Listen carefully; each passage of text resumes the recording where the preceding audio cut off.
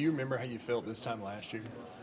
I do. I do remember how I felt. My mind was kind of racing everywhere. Trying to figure out the plays, the game plan, and also trying to build that camaraderie with the guys. Now I'm more at ease with everything as far as the playbook, my teammates, and everybody. So I feel 20 times better than I did last year. How have you gotten to this point, especially with staying in the pocket? I know that was a huge point of emphasis in this offseason. Do you feel like you've improved vastly in that area? Of course, just it comes with the work that I put in and day out. Not just with myself, but with the guys, also the coaches and my quarterback coach back home. Being able to just put in that work, just constantly get better, day by day, and that was my goal personally, was to get 1% better. Has Malik really been like a safety net for you, and you think he's really to assume the big play, pop the top off the defense role? For sure. Me and Malik, we built a better bond off the field. He's like a brother to me. We hang out off the field. We're always around each other. So just going out there and really just building that relationship off the field, it just translates to on the field, knowing that I trust him, he trusts me, and knowing that we're on the same page of what we think and what we see.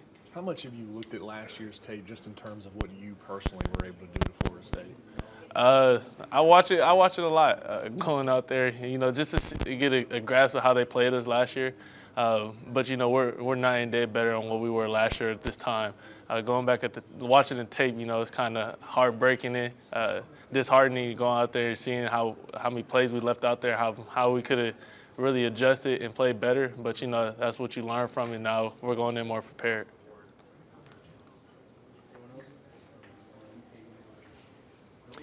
Chris Hilton and Brian Thomas, are they the two quietest wide receivers in the room? Most definitely. They don't talk a lot, but when they talk, a lot of people listen. You got to warm up. They got to warm up to you. That's how they are. And once they warm up to you, they talk a lot. So they're very quiet though. These two going into their third year. Chris has battled injuries. Brian's been pretty solid, but this is kind of his NFL year, so to speak. What do you think about those two guys this year? Yeah, the work they put in constantly, day in and day out, not just transforming their body, but transforming their skills, their preparation. How they came in as freshmen and how they are now as juniors, it's night and day from what I was told. Going out there, and those guys are really just putting in that work, and they want to get better. They want to help the team win, and they want to accomplish goals, the team goals and their individual goals also. Curious about your thoughts about Will Campbell getting the number 7 for this team. It's great. It's an honor that Will got that. I'm proud of him. He worked for it, especially being from Louisiana. He grew up watching those type of guys to be number 7. He's a playmaker also. He might be a big guy, but he's a playmaker. And it's just an honor for him to get that. I'm proud for him to go out there and really just put on for the number 7. He's a part of the tradition, but he also started a new tradition as the first lineman to wear 7, O-lineman wear 7. So, I'm happy for him. I'm proud for him. And, I'm ready to see what he does on Sunday. How many offensive coordinators have you had in your college career? I don't think you've ever had one back-to-back years, right? Yeah.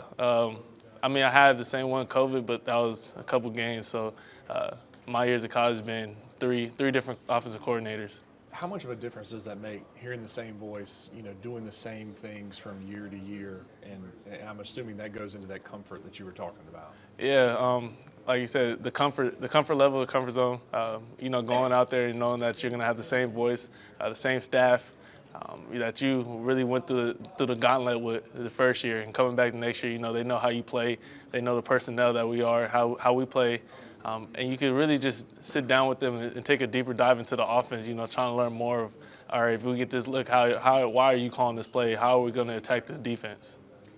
From your vantage point, how do you assess the running backs? There's 8, 9, 10, so many of them back there. How do you assess that group?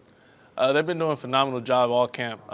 They're running back by committee, but they're all explosive players, very, very good players individually, what they could bring to the table. They're going out there and they're really just going out there and putting in the work, trying to learn the playbook, trying to elevate the game, to elevate each other so we could be good on Sunday. And the offensive line too. How much better is it knowing that they're a year older, a year wiser, and there is a little bit more confidence maybe in your mind with them? That's a great question. Those guys, they're really I'll say they're very tight knit.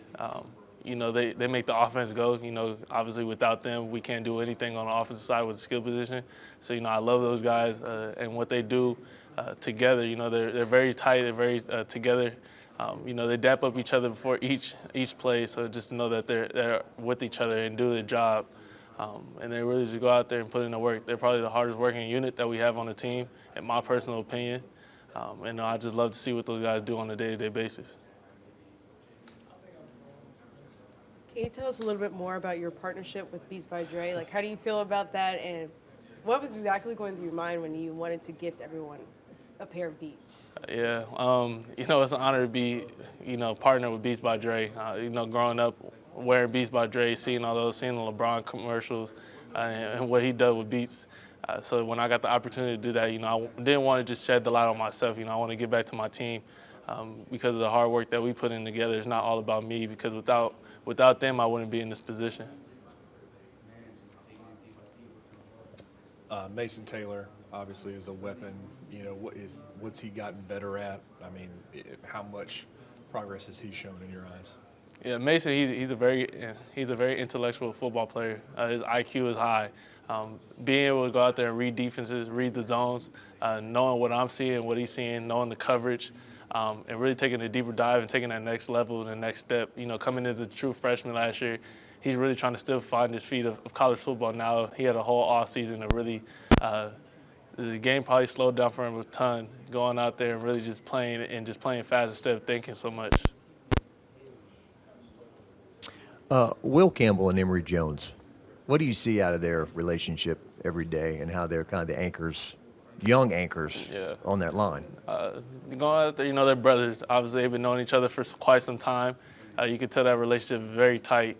They push each other to be the best. You know, they came in together. You know, in a couple of years they'll leave together, and they could probably be the best two tackles in the conference, and not even conference in the country. A year ago, Charles Turner was not your center Yeah. going into the first game, and it seems like he's matured maybe and hunkered down that spot. What's it like? The guy snaps you the ball. It's great having Chuck there. I call him Chuck, but it's great to have Charles there. You know, he's very smart, very gritty player. You know, he's going to give his all to make sure I'm protected. He's going to communicate at a very high level. So it's great just to know you have another, in a sense, another quarterback out there to see the same thing that you see with the fronts and the defenses and the pressures. What Coach Kelly's been preaching to you guys? Last year you kind of saw the success. Now that helps you believe a little bit more that, hey, we're going to take the next step. We continue to listen to what he tells us. Most definitely. You know, he's been doing that at a high level for quite some time. Going out there and really just producing very great teams that he was coaching at Notre Dame. So, you know, coming here with what he brings to the table with the traits and everything, plus the talent, you know, if we stay disciplined and stay the course, you know, I feel like sky's the limit for this team. We have two more for Jayden.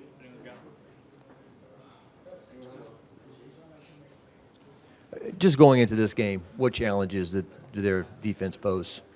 The experience together, you know, they played together last year. You know, they're buying some new transfers, but their front seven, you know, they can get after the quarterback. They can wreak havoc going out there and really just playing that game. So, you know, we always got to be on high alert for the different pressures that they bring and their athleticism on the edges. You know, they can come out there and they can really cause havoc. You know, if we don't handle the pressure right, if I don't make the right calls or I don't get the ball out, you know, taking negative plays, you know, they feast on negative plays. So once they get you in third or second law situation, you know, they're coming after you. And just they've harped on you throw the ball down the field, right? But if you run, you can run for 30, 40 yards. So how do you strike the balance there between, you know, continuing to be dangerous as a runner as well? I mean, I wouldn't change my game, but, you know, if I have opportunities on the outside, just take them. You know, if the defense gives me opportunity, they want to play soft and give me opportunity to run, you know, I'm still going to be the same player I am.